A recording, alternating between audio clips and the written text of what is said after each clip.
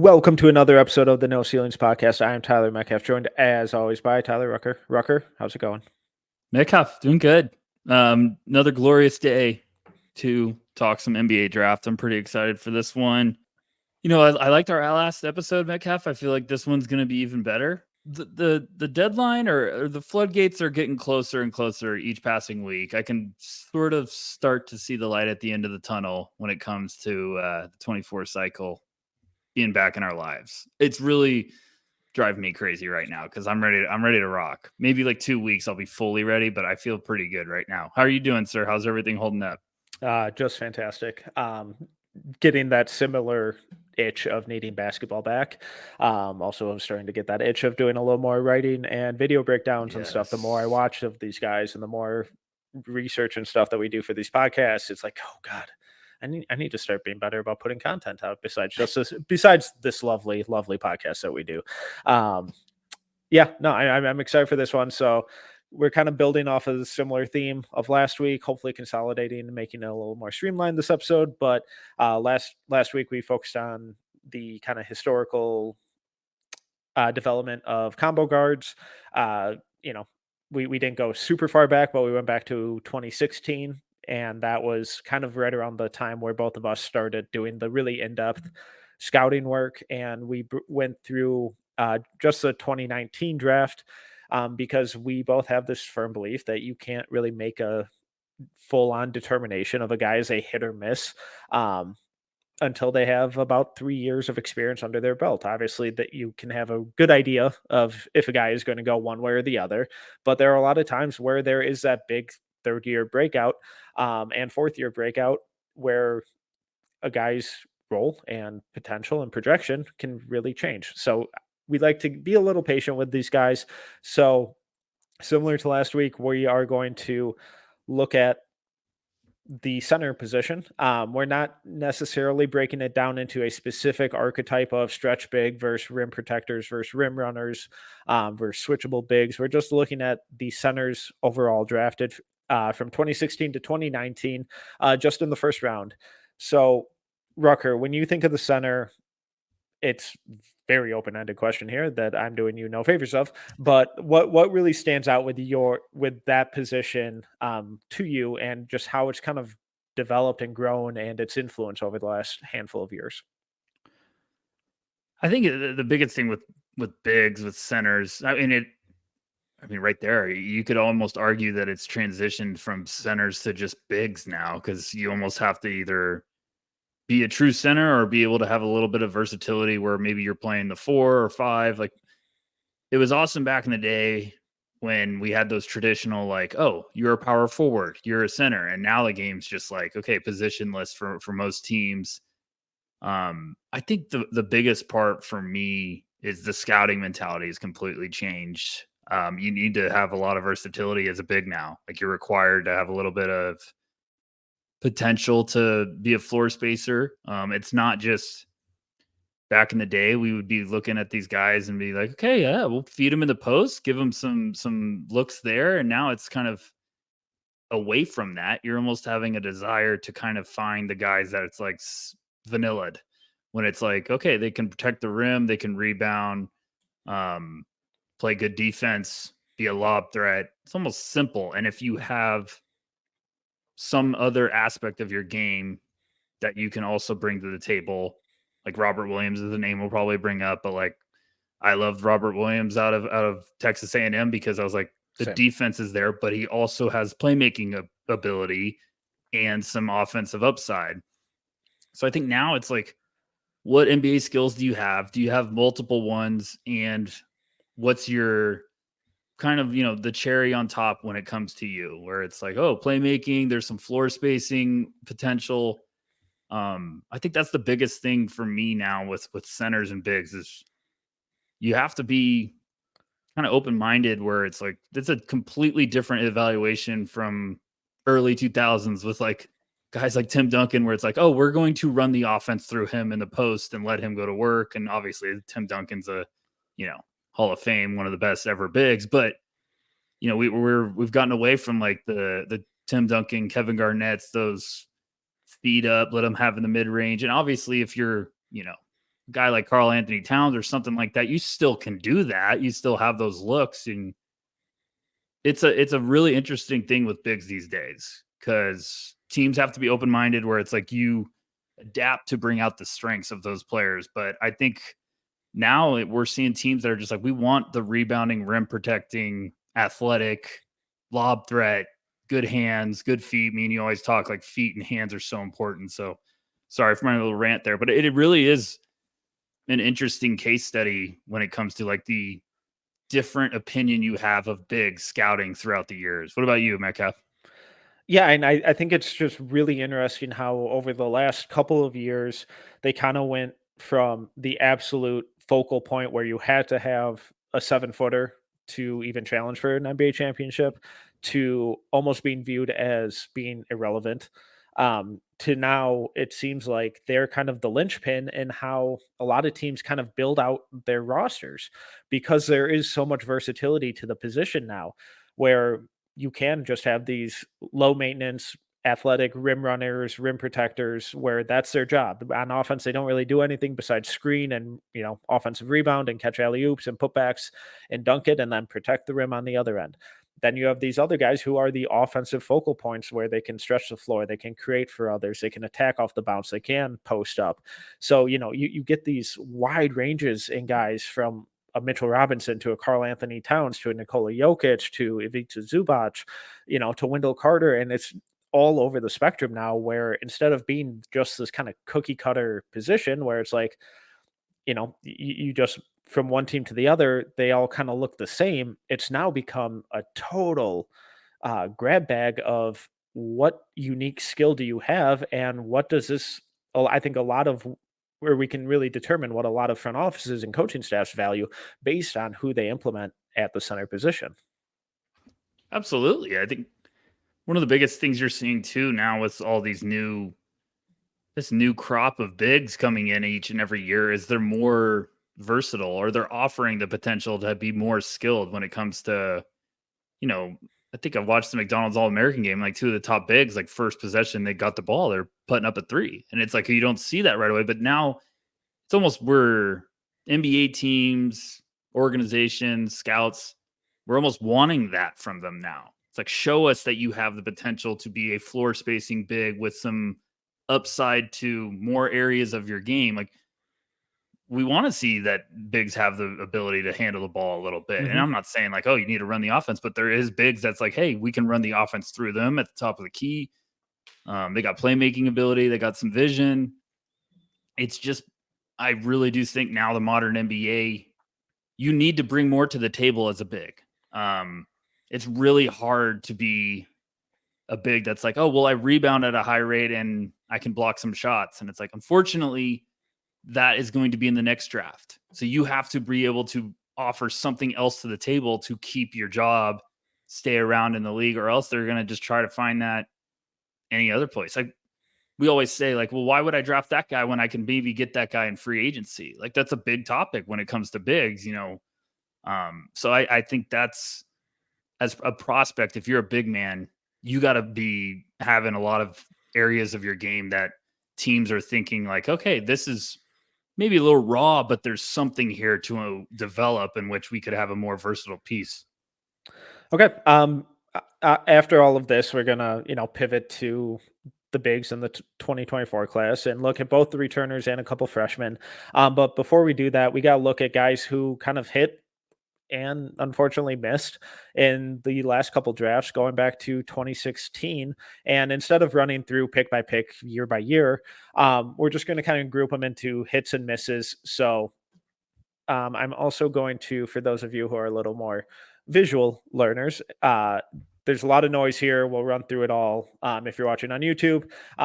If not, we will do our very best to explain all of this. But when we look at the hits going back to 2016, there's Jakob Pertl and Domantas Sabonis. Oh, and also we're just looking at first round guys. So we're not going through second round and undrafted. In 2017, two guys who are going to end up being really major statistical outliers in Bam Adebayo and Jared Allen.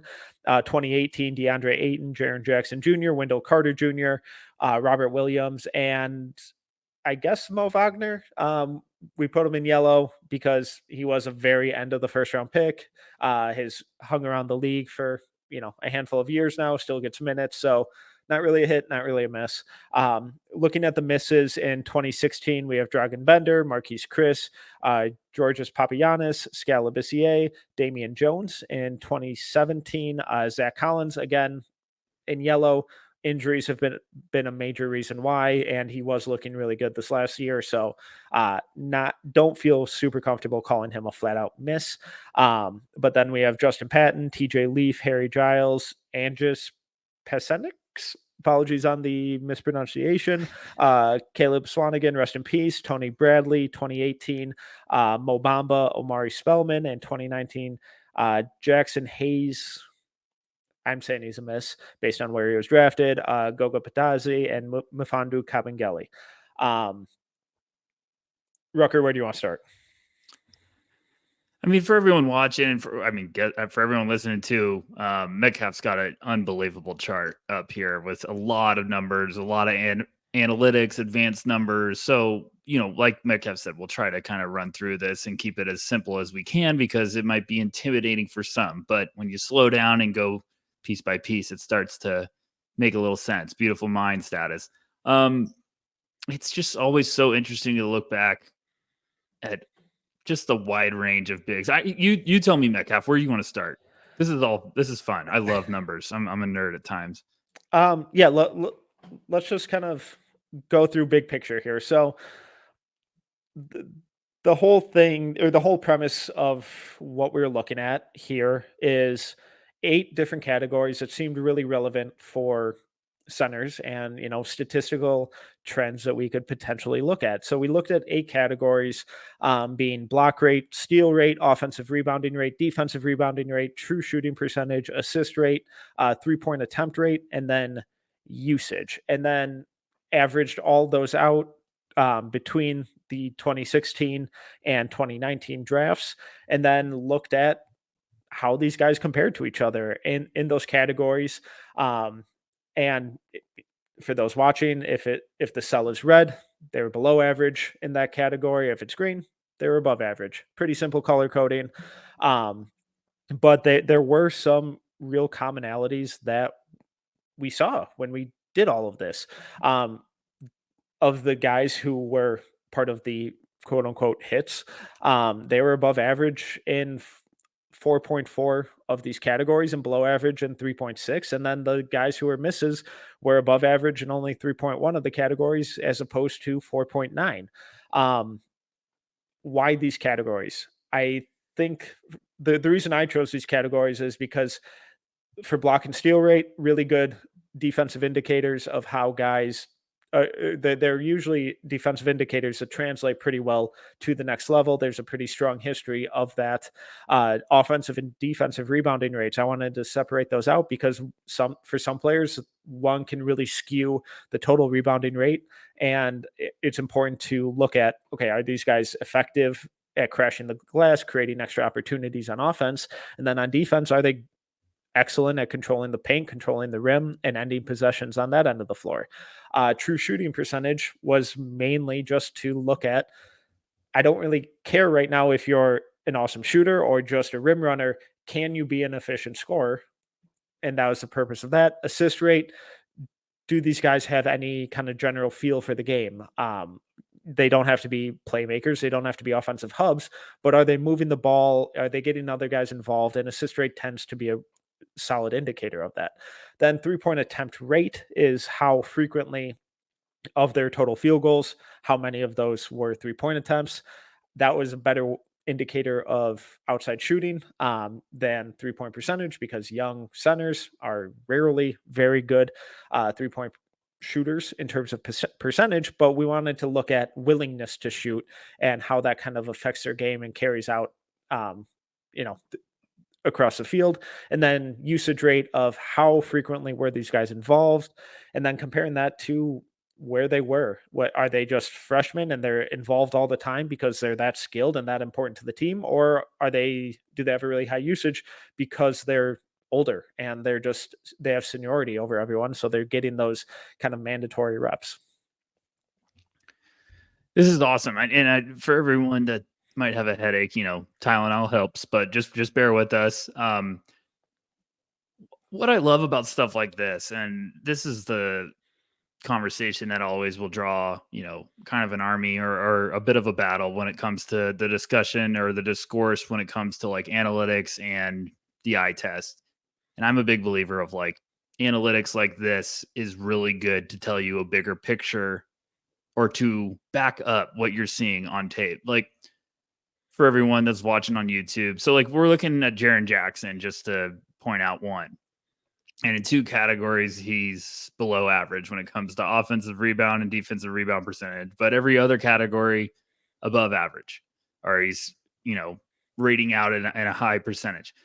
I think that tells you the story of his game. Like, true shooting percentage is up there, the assist percentage, the block percentage is outstanding, which is like, yeah, defensive player of the year. He's really, really good rim protector. Steal percentage is up there. So it's like, well, what does Jaren Jackson do? Well, he's a smart shooter who can space the floor. He's unbelievable rim protector. So it's like you want to balance out what you're seeing on tape and what you believe in this player. Like, what are the strengths of his game? Where it's like some of the weaknesses that might show up in these numbers are like kind of obvious. Or it's like, Robert Williams on this, outstanding numbers. His assist percentage is one of the highest amongst all the bigs we have listed here. And it's like, yeah, because they don't use him a ton in their offense, but he has the potential to be a very, very good playmaker for his position. Boston leans on him for his defensive ability. That's why they drafted him, because they're like, hey, this athletic rim protector with some playmaking flashes, they're never going to be a team that's like, hey, Robert, we want you to take 3-pointers, because that's just not his game. Now, like, they probably drafted him hoping like, hey, maybe he could step out and hit that 18-footer at some point. But I think that's where the analytics numbers can get a little scary. But if you can decipher all of it, it tells the story of a player, of what you're seeing. And sometimes you might see a number and you're like, whoa, that shocks me. Like, I don't know about you, Metcalf, but like seeing Bam Adebayo's numbers on here, I'm like, whoa, okay, that's a little shocking that, a lot of those numbers are lower than you expect, but you also see like his usage numbers a lot lower than I would have thought for a talent like Bam. So it's always interesting to I always use analytics and numbers like this to confirm what I'm seeing on tape. And if I'm ever like looking at two prospects and I'm really close, like maybe I have 113th and 114th on my board and I'm going back and forth, that's when I bring the numbers in and I'm like, help me with my eye test. Like, help me see if there's something I'm not seeing, or if a player's more efficient. The last thing I'll say is I think the true shooting percentage is always tough with a big, because a lot of their shots are around the rim. Yep. But the efficiency numbers are always going to be at the top of my list. Like the effective field goal percentage, true shooting percentage, I always think that's stuff I'll always want to look at first. What about you? Yeah, and it's again, it's really important to note that this is just kind of a guideline of, does it align with what you're seeing on tape? Or, you mentioned Jaren Jackson, and it's like, oh God, he doesn't seem to rebound it well here. But then you have to go back and think about his role at Michigan State that year, and he was playing with Xavier Tillman a lot. He was playing at the 4. He was not in the paint all the time. So even though he does have that high block rate of 14.3, a lot of that was weak side stuff where he's rotating down and collapsing on guys. But then in the general set of the set of the defense in the half court, he was guarding 4s and guarding on the perimeter a lot. So he wasn't always around the rim to do that rebounding. And then, there are always outliers with this stuff, because just looking at this, you would think Bam Adebayo and Jared Allen would be bums. Bam Adebayo was above average in one of the 8 categories. Jared Allen was above average in 0 of the 8 categories.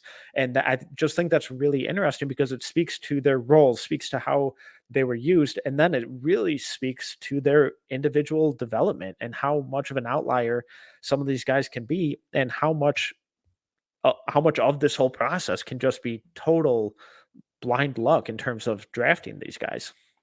And I want to clear up something. Like, looking at these numbers, obviously I'm referencing some of these guys with their roles now in the NBA. But as we said in the last episode, as Metcalf just said, like, roles change. But guys, our teams are looking at these numbers and projecting like, okay, their strengths, where they rank out at a positive level. Is that what we need for our team? And if you feel good about all those areas, then you're not going to worry about Robert Williams at 59% true shooting percentage, because you're like, we don't need him to be the offensive point on our team. We need him to be efficient in a limited amount of usage. And where he excels is what our team needs. It's just really also, I was the biggest Wendell Carter. Like I loved his film so much at Duke. I was just like, I'm in. I'm all in on Wendell Carter. I loved him. And it's just funny looking at these numbers, just what a freak year he had. And I still think like those are guys we always go like, man, did he really work out? And it's like, no, yeah, he's still playing. He's playing at a high level. And I think we always make these unrealistic like expectations. Like even if you're a lottery pick, it's like you're supposed to be a star. And it's like, hey, Wendell Carter might play more than 10 years in the NBA at a high level. So always tells you a story. And sometimes the fit is always what we say. Like, I'm not trying to like, dog Chicago Bulls, but like if Wendell goes to a different team, is maybe that trajectory look a little different? I don't know. We saw how much of a leap he took once he went to Orlando. So Yeah. just landing spot and environment and roster construction plays such a huge factor. So, maybe some of these hits, if they would have gotten drafted somewhere else, things would have gone a little differently. But just for reference for those listening, Wendell Carter is the only player on this list to be above average in all 8 of the categories. And also before I forget, we didn't include the international guys in this list. These are just the college guys because those international numbers were not available. Yeah, really convenient. Really convenient. Perfect. Love it. But okay, let's run through some of these categories, just kind of big picture, what they mean, what's relevant, what's not, what's just noise. Let's start out with the block rate, which is a really, really good indicator of how rim protection can translate. And guys who typically have a really high block rate in college end up having an impressive block rate in the pros, and vice versa. But it's also not it doesn't look like it's an absolute guarantee of who's going to be necessarily a good defender, because this is another number where it's really important to align it with the film. Whereas, is this guy an awesome rim protector because his rotations are spot on, he's deterring shots, his timing is perfect, or is he just chasing everything and is he just recklessly going after blocks? Out of the hits, only 3 of the 8 guys that we considered a hit graded out as above average, and only 5 of the 14 misses graded out as above average. And then while we're talking about defense still, steal rate just doesn't seem all that important at all for centers. I think that one's much more of a perimeter defender stat. So, I mean, it definitely gets interesting because you get block percentage, and we have guys like Jaren Jackson at 14.3. That's, the biggest number.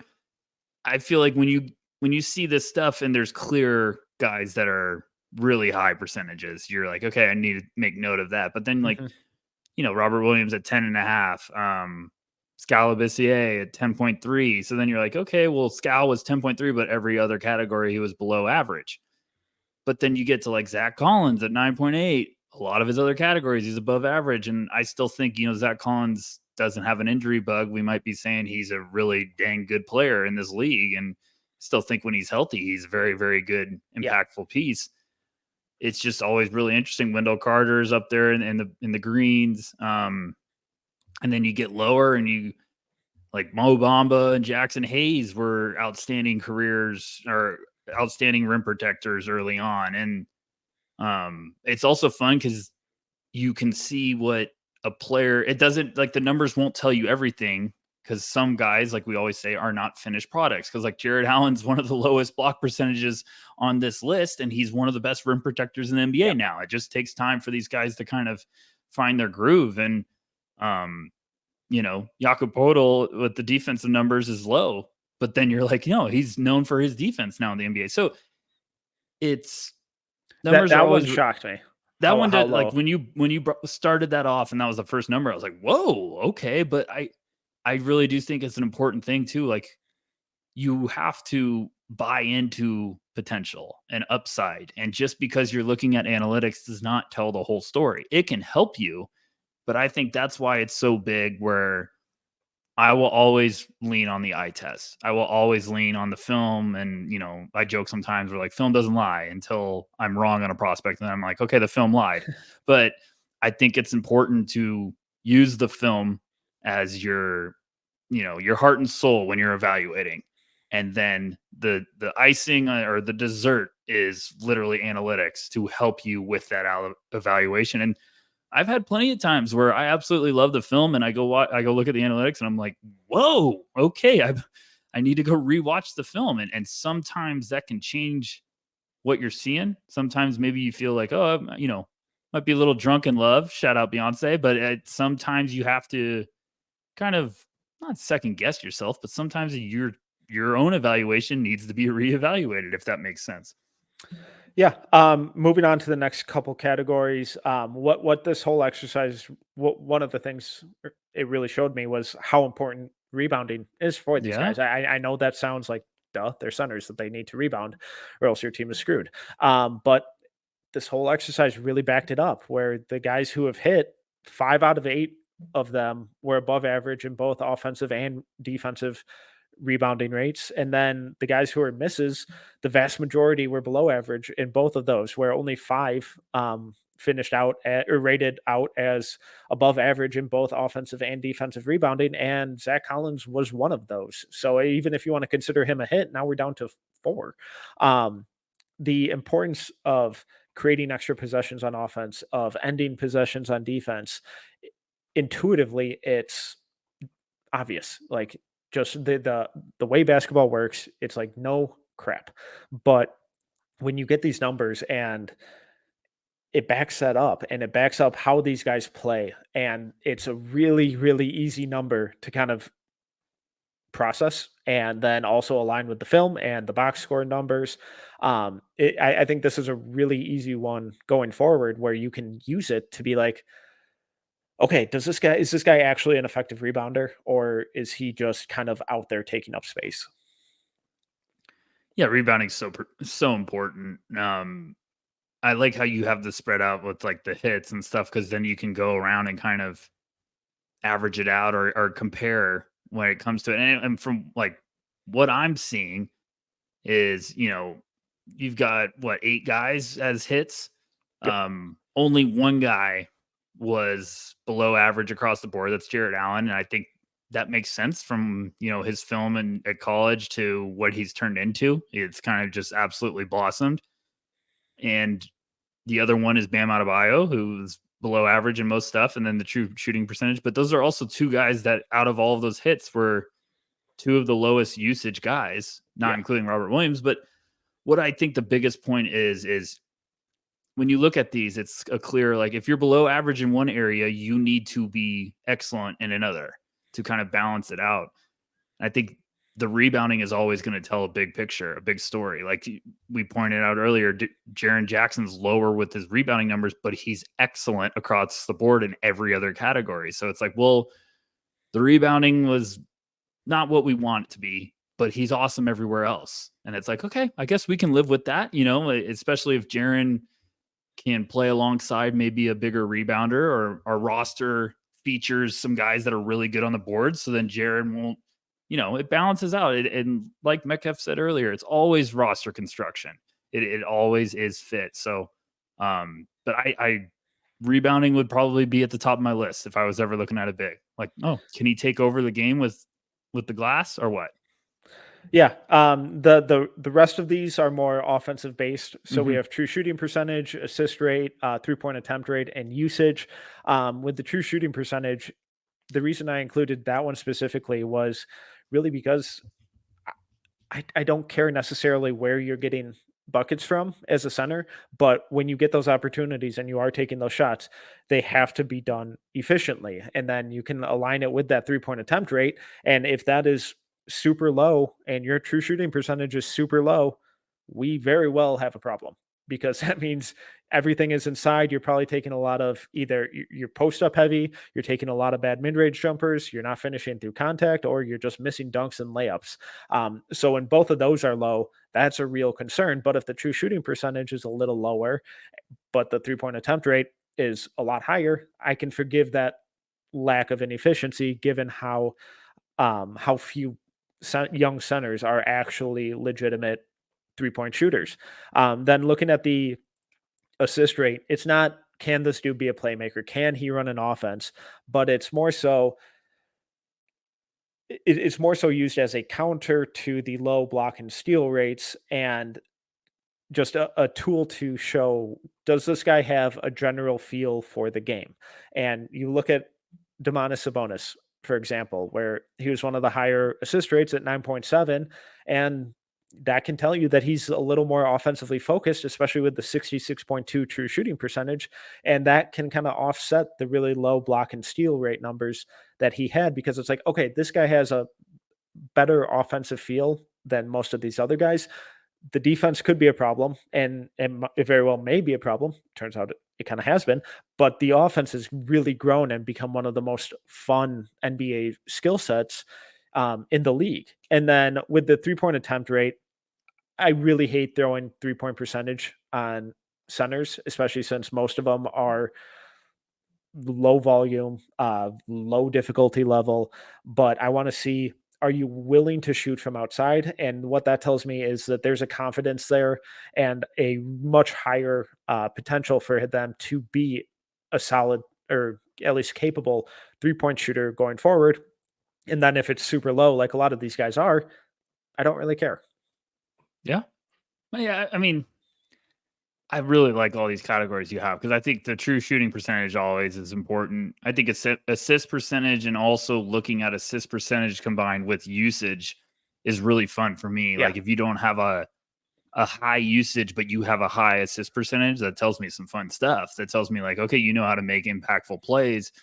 And you see with the assist percentage and the usage, like a lot of those guys that graded out in both of those categories were a lot of hits, like a lot of good ones. Like it's usually works out where it's Wendell Carter, Jaren Jackson, DeAndre Ayton, Sabonis, Podol, and even Robert Williams. Like, yeah, the usage is at 21, but the assist is at 11, which is awesome. So it's just always really interesting to look at numbers.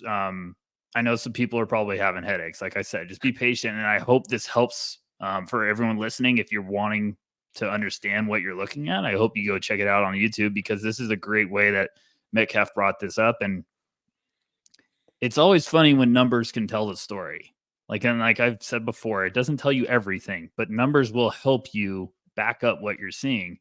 And from everything I'm looking at right now, it definitely told me the same stuff when I was evaluating. And it's also funny, just some of the misses where it's like, yeah, it makes sense why all of these guys didn't turn out to be misses. And you look at a guy like Caleb Swanigan, like RIP, but high usage, high assist percentage, but a lot of the other numbers that were really important just didn't stand out. And it was like, hey, Caleb was drafted to be this potential playmaking, great feel big man. And you're like, if the rest of the stuff could turn around, because he defensive rebounding, and it was a beast, 30.4. I mean, it was the highest number out of all, but it was like, can the rest of the stuff unlock? And that's usually what happens when you see some of these misses, is they had more questions that you needed to see if they could figure it out at the next level.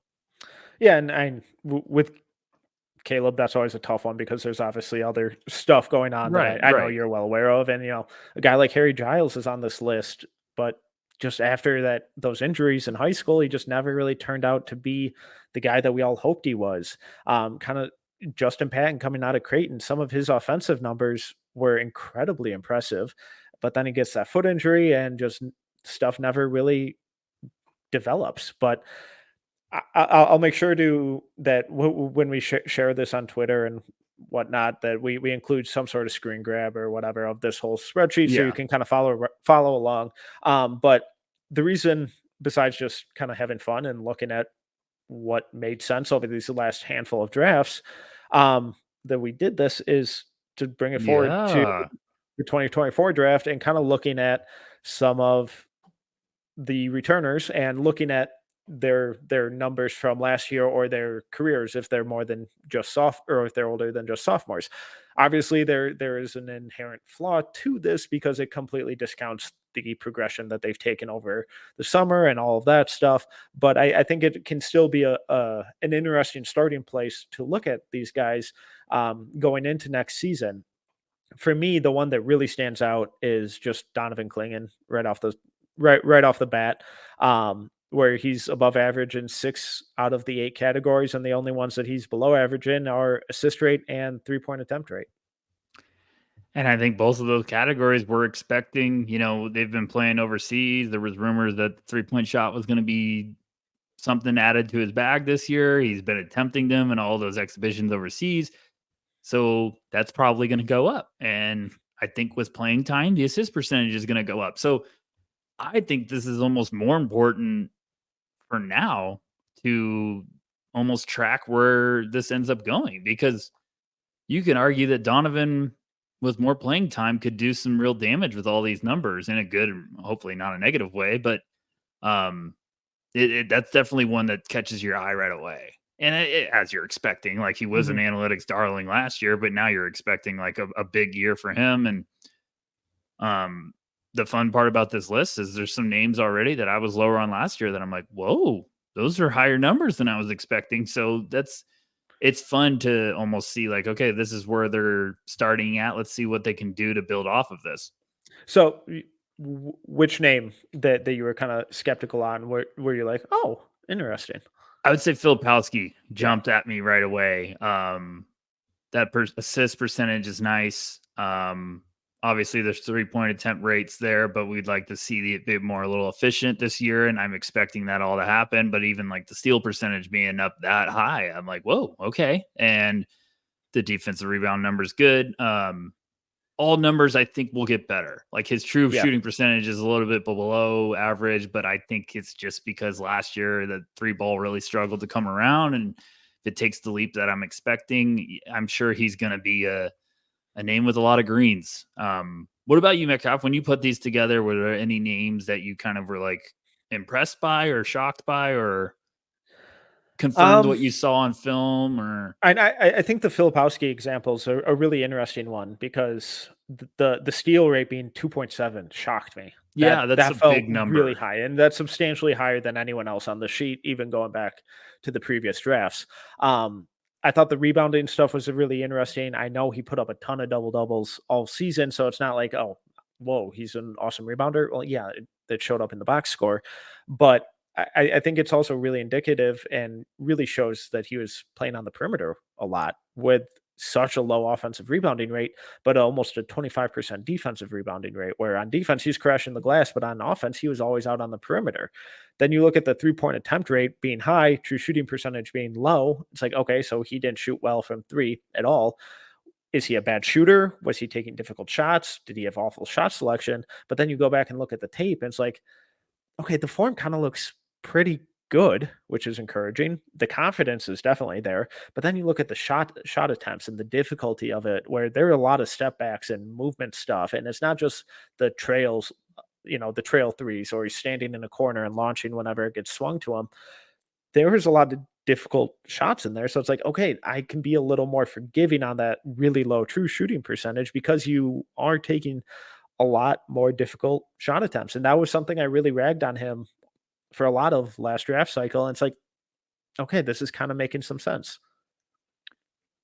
I mean, he would have with comparing to all the hits we just talked about previously, he'd be third in defensive rebound rate, and he has an assist percentage that Robert Williams had. So those are big numbers.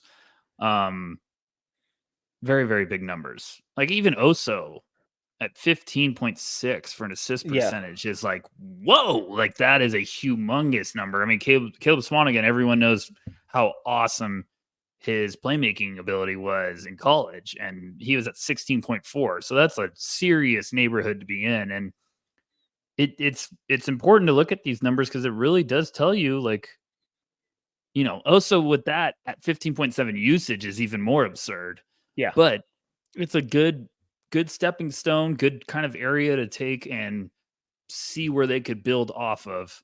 I don't know. I mean, Bona's numbers even too. Like it makes a lot of sense to me with all of that stuff.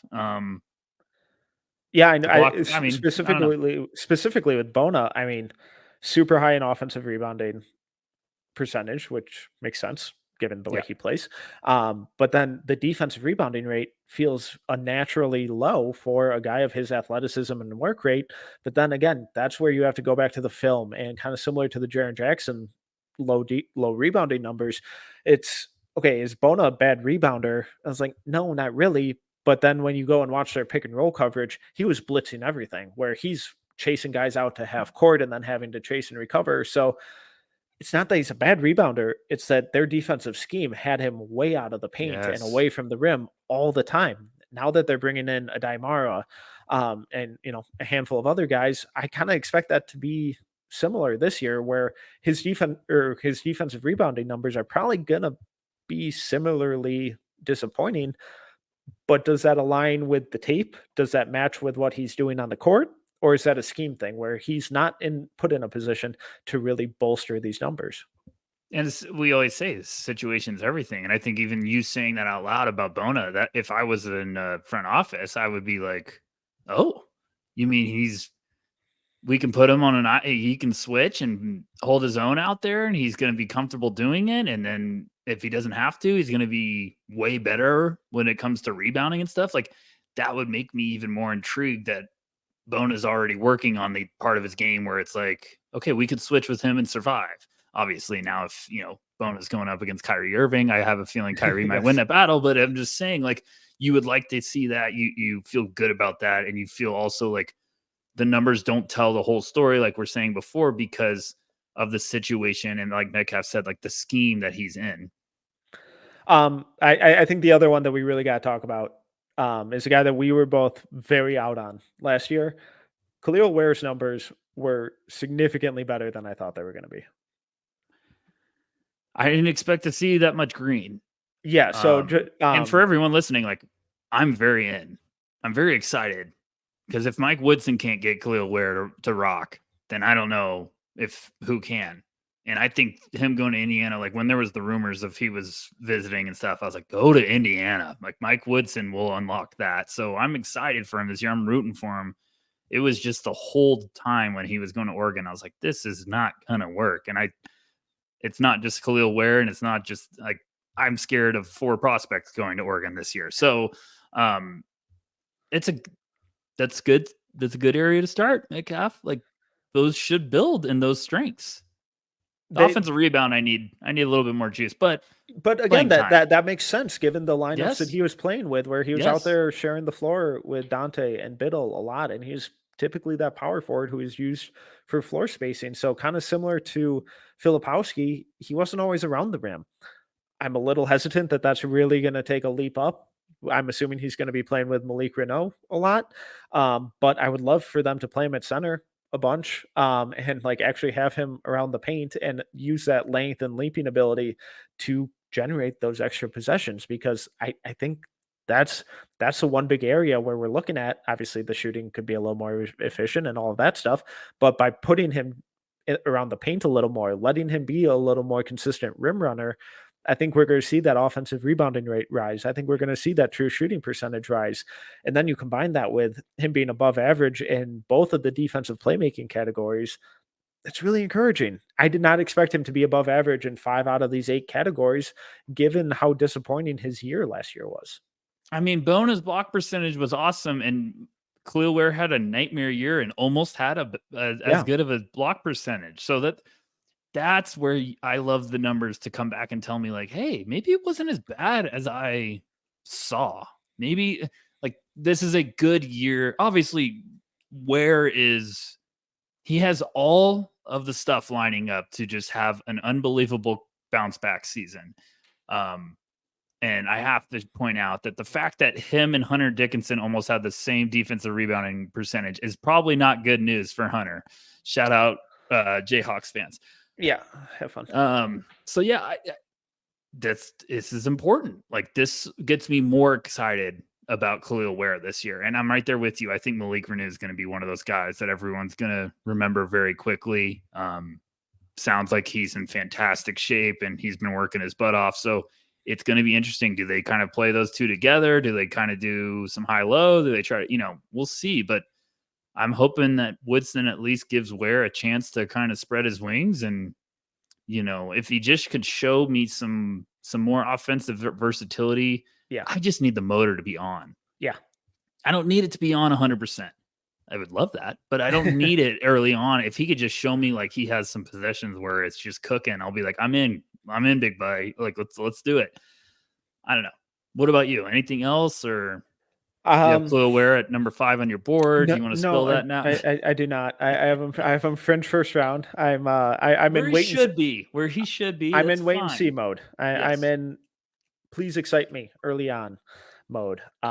Because the tools are there. The tools are there for him to have a monster year.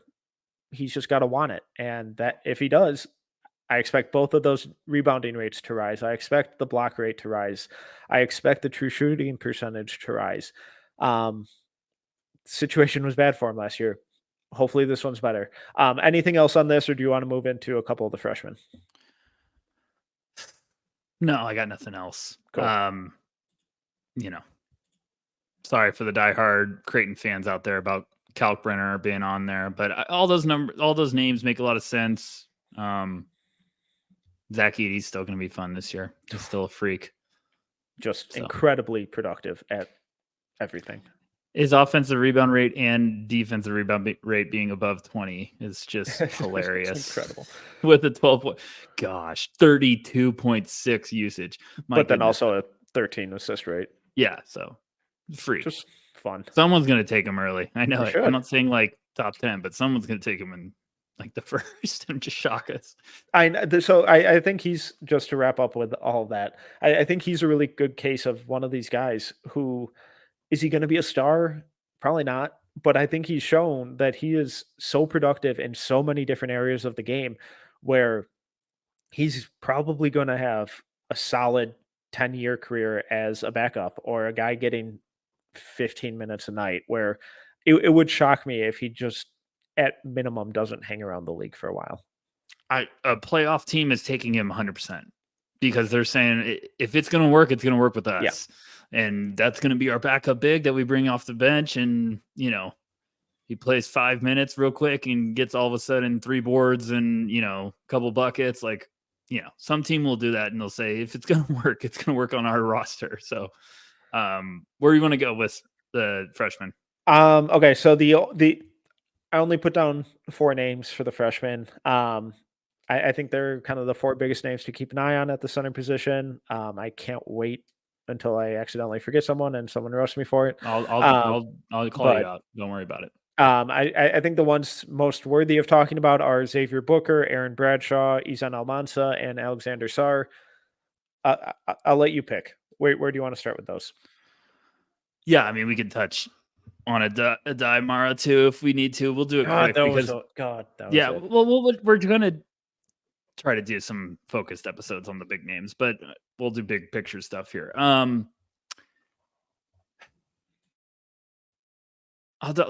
Bradshaw, I'm not there yet. The injury, the preseason broken foot, broken foot. Yeah. Yes, I believe. Yes. I know it's a foot injury. Yes. Is a buzzkill. Hopefully he's okay. The timeline on that? Don't know the timeline. I know there was rumors he was shedding the boot soon. We'll see. But I had a lot of questions about Bradshaw before that happened. So we'll see what happens. I don't know if you got any comments. Like the very lengthy, impressive frame. I just think still super raw. Needs to put some weight on, but that's the rim protecting potential beast for Kentucky. I just hope he plays this year. Like I don't know why. I just hope he plays. I hope that late recruitment to get the Croatian big guy isn't Zvonimir or whatever. Sorry if I said his name wrong. I don't have it in front of me. Isn't a sign that Bradshaw's, not supposed to play that much, but I'm excited to see what he can do. Xavier Booker, I think me and you have kind of sprinkled the talk in I'm excited where he's going. I think that coach will be very good for him. He's kind of a sleeper in my eyes. What about you? Where do you want to go? I know there's some big names that I'm dancing around, but yeah, I think the last. Bradshaw analysis is a little tough right now just because who knows when he's coming back, and when 7-footers who move like he does and rely on that kind of fluidity and athleticism have a broken foot, that's tough. That's really tough to come back from quickly. You don't want to rush that stuff. I think there's a lot of interesting stuff to his game. I think there's some fun passing flashes.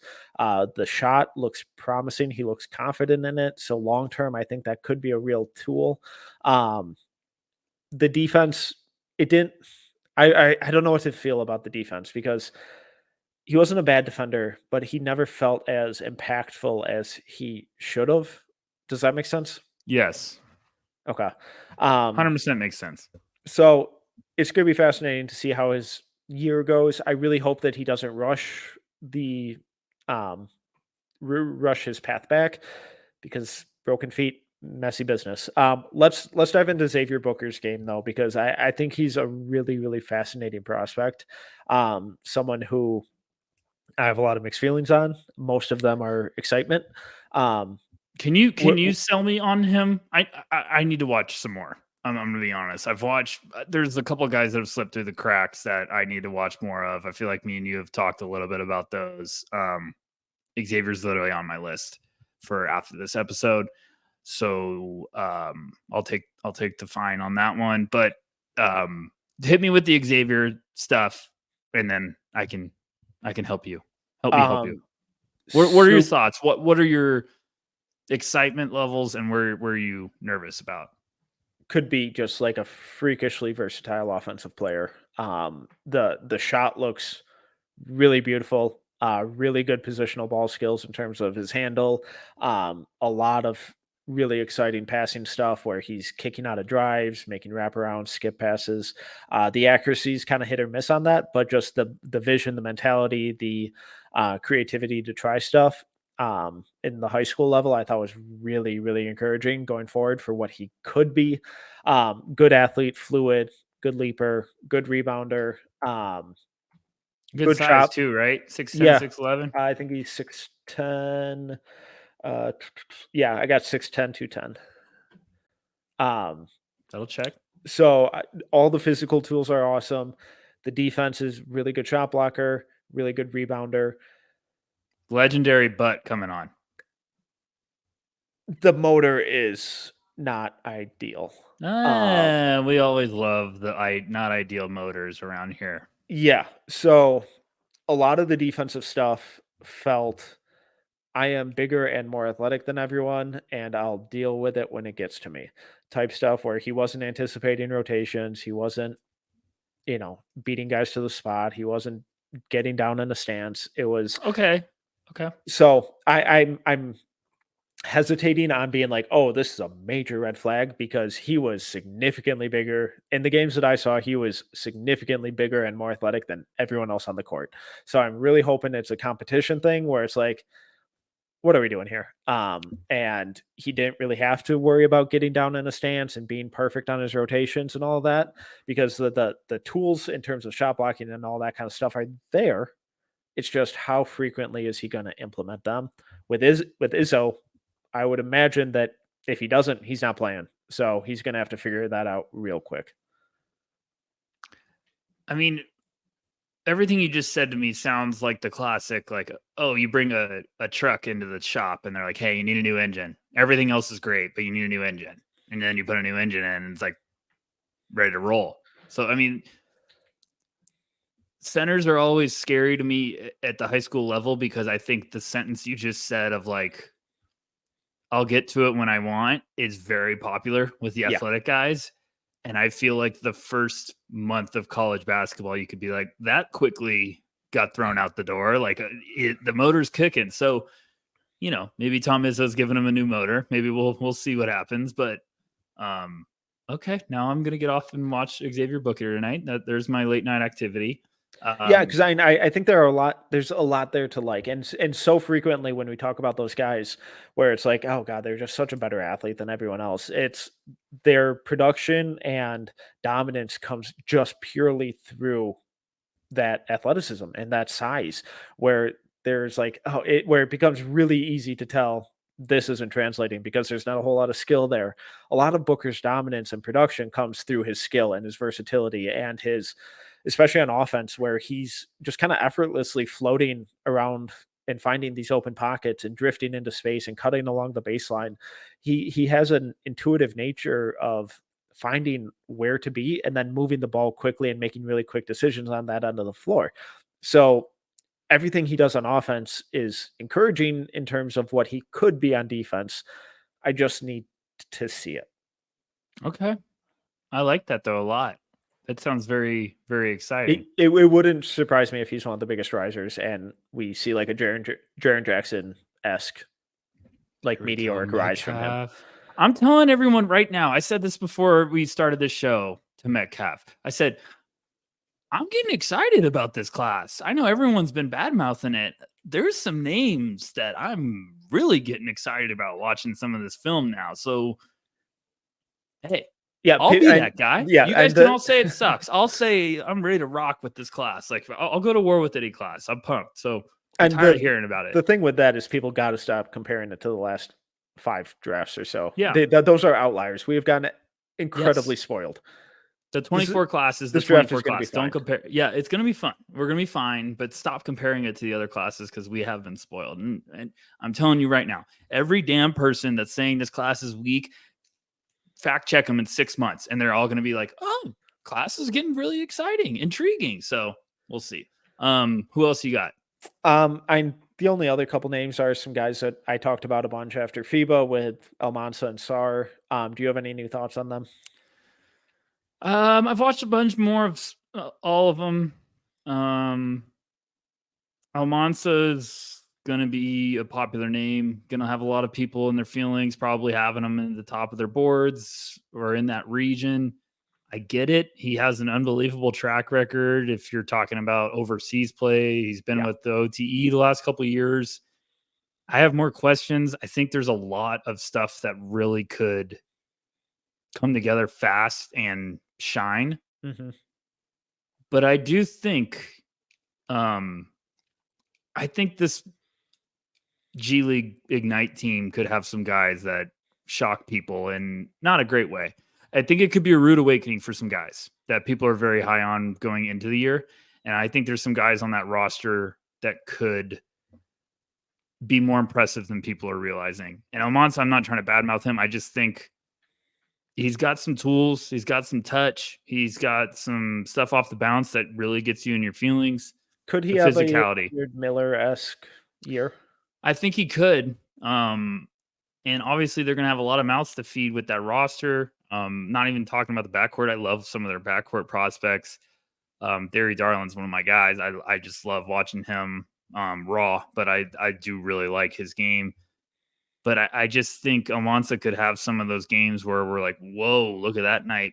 But he's going to have to put on some weight. And if not, he's going to have to really build that versatility with that outside shot and being a multi-level scorer. Because if you're going to get bullied inside, which there's going to be some bullies going up against him, because everyone, every vet trying to get into the NBA is going to understand who these kids are. So I'm intrigued. I think he's shown a lot of flashes. Wait and see mode a little bit. I've got him in my top 10, which most people will, but I'm in wait and see mode. Yeah, and then just with Sarr, the tools are incredible. The tools are fascinating and so much fun. I just need them to kind of come together and be a little more productive and a little more consistent. Really fun tools. Yeah. But he plays sometimes more than that. Yeah, sometimes he plays where he took 10 espresso shots before the game, and I'm like, slow down, which is fine. I think a coach would always rather say, hey, let's get you slow down a little bit. But the game needs to slow down. It's one thing slowing down and the game slowing down. I think sometimes it's just sped up to him, and it's a great problem to have. Like we were saying, Xavier Booker has all the tools. He just needs to slow down. we'd be fine. But we're saying he needs to have a better motor. With Sarr, I think it's just sometimes he's just out of control. And if the game can slow down and things start to come together, like Metcalf said, I'd be really pumped. But I still think he could be one of those gets drafted later and some team is like, let's give this a couple of years and be patient. And then maybe it doesn't click this year, but maybe everything really starts to come together in a couple of years. And we're like, oh man, Sarr turned out to be a really nice piece. Do you agree, or you just? Yeah, no, I just think my big hesitation with him is that it feels like we've been saying that for a couple of years now, where it's like, Yeah, God, these tools are awesome. These tools are awesome. But he's got to figure out what to do with them. Um, when when it clicks with him for the stretches that it does, he looks awesome. He looks really versatile, really impactful, really fun.